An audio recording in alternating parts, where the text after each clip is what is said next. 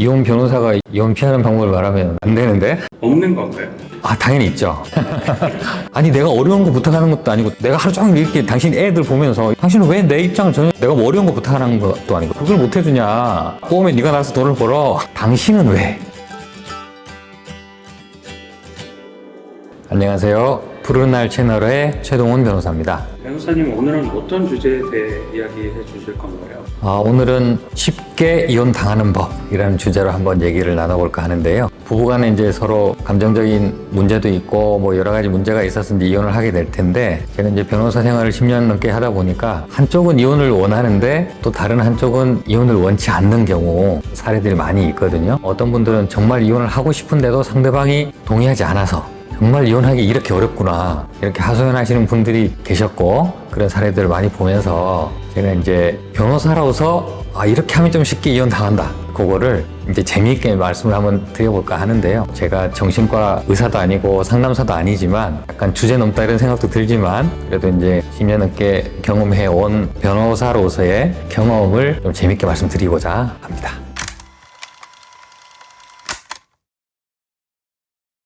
우리나라는 이제 유책주의거든요. 이혼하는 이제 원인에는 유책주의가 있고 파탄주의가 있는데, 파탄주의는 말 그대로 이제 부부가 정말 혼인관계가 파탄이 났다라고 인정이 되면 뭐 누가 잘못했든 그런 상관하지 않고 일단은 이혼을 하라고 하거든요. 그런데 우리나라는 아직까지는 파탄주의는 아니고 유책주의란 말이죠. 유책주의가 뭐냐면, 이혼을 청구했을 때 상대방이 어떤 잘못이 있어야 이혼이 가능한 거죠. 그걸 이혼 사유라고 하는데, 그걸 이제 유책성이라고도 부르고, 잘못한 배우자를 유책 배우자라고 부르거든요. 유책 배우자라는 말은 많이 들어보셨을 거예요. 그런데 이제 원고가 이혼 소송을 냈는데 피고가 유책 배우자면 당연히 이혼 되겠죠. 그런데 원고가 소송을 냈을 때 피고가 유책 배우자가 아닌 경우도 있어요. 아내가 이혼 소송을 했는데 남편이 뭐 외도를 했다거나, 뭐 폭행을 뭐 상습적으로 했다거나, 뭐 생활비를 안 줬다거나, 이런 유책성이 보이면 당연히 이혼을 하는데, 그게 없는 사례들도 있어요. 단순히 뭐 좀 잘 안 맞다, 사랑이 식었다, 이런 이유로 이혼을 하고 싶은데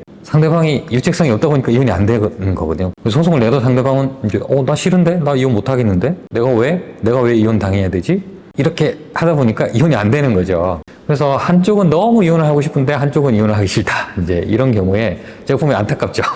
제가 보면 이제 파탄은 났어요. 이 부부가 이혼이 안 돼도 같이 살지는 못하는데, 이제 유책주의를 취하고 있다 보니까 이혼이 안 되고, 그렇다고 이거 이혼 안 시키면 저 부부가 다시 재결합해서 정상적으로 다시 잘 살 가능성은 없어 보이는데 좀 안타깝다, 이런 생각도 많이 들거든요. 물론 지금 우리나라도 유책주의에 의해서 이제 파탄주의로 점차 넘어가고 있는 경향인 것 같습니다, 제가 보기에는. 그래서 이제 오늘은 유책성이 뚜렷하게 없는 경우에 어떻게 하면 이혼할 수 있는가라는 이제 약간의 궁여지책, 이걸 조금 한번 얘기를 해볼까 합니다.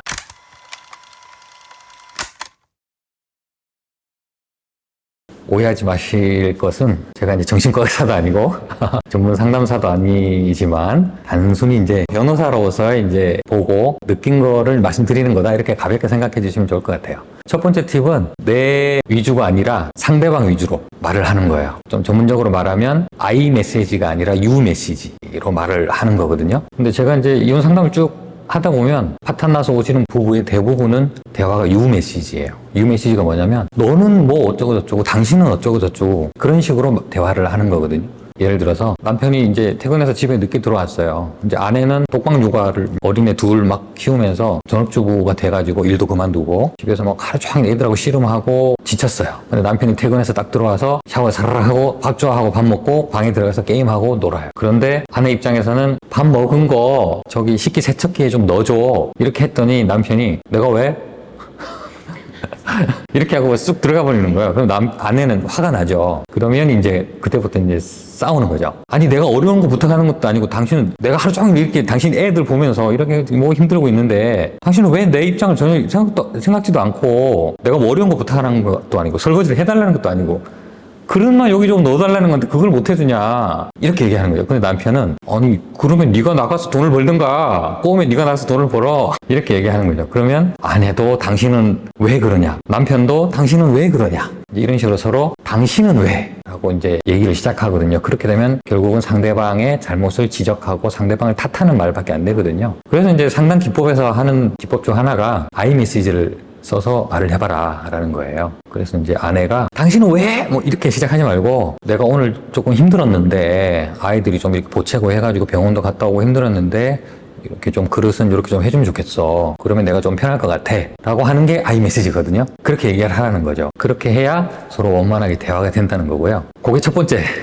팁입니다. 그래서 유 메시지로 일관하면 이혼 되겠죠? 이혼 당하겠죠? 두 번째 팁은 이제 상대방의 입장을 배려하지 않으면 된다는 거거든요. 내 입장만 생각하고 상대방 입장은 전혀 배려하지 않은 그런 태도를 일관한다면 아주 이제 이혼을 당하기 쉽겠죠. 이혼 소송하면서 이제 법원에서 이제 조정도 하는데 조정기일에 갔더니 어떤 판사님께서 서로 상대방한테 원하는 거를 지금 써보라고 하더라고요. 가장 불만인 거 그거 이제 각자 썼어요. 저도 이제 약간 당황했죠. 조정 때 지금 상담하는 시간도 아닌데 이런 걸 하시라고 하나 그렇게 하시는 유명한 판사님이 계세요. 그래서 제가 옆에 가만히 보고 있었더니 서로 이렇게 썼어요. 그랬더니 판사님이 바꾸래요. 바꿔서 읽으라고 하더라고요. 그래서 아내는 남편이 쓴 거를 읽고 남편은 아내가 쓴 걸 읽으면서 상대방한테 서로 얼굴 보면서 이렇게 얘기를 한 거죠. 그랬더니 이제 서로 이렇게 막 눈시울이 붉어지더라고요. 그래서 판사님이 하시는 말씀이 그게 상대방의 마음을 읽고 상대방의 입장을 헤아리는 방법 중에 하나다라고 하더라고요. 그거를 나중에 와서 이제 좀 찾아봤죠. 그게 이제 상담 기법 중에 역할 바꾸기라는 게 있더라고요.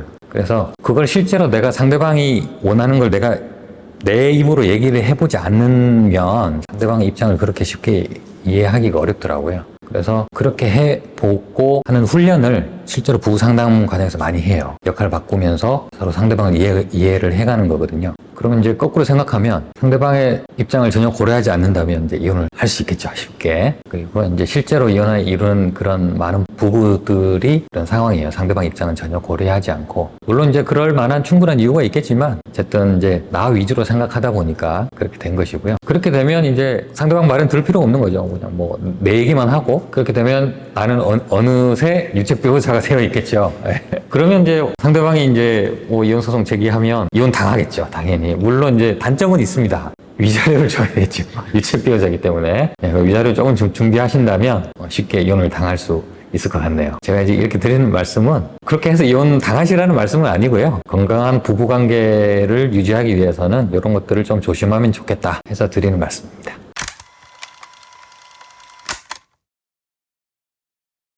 이혼 변호사가 이혼 피하는 방법을 말하면 안 될 것 같긴 네, 한데 안 되는데.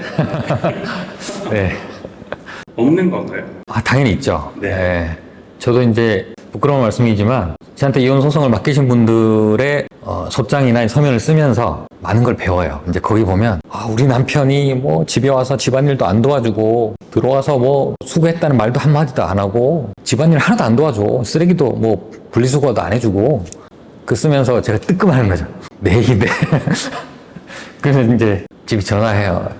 뜬금없이 전화해가지고요. 잘 있냐고, 애들 잘 있냐고 이제 집사람한테 전화해가지고 그러거든요. 이제 그러면서 이게 이렇게 하면 이혼하는구나.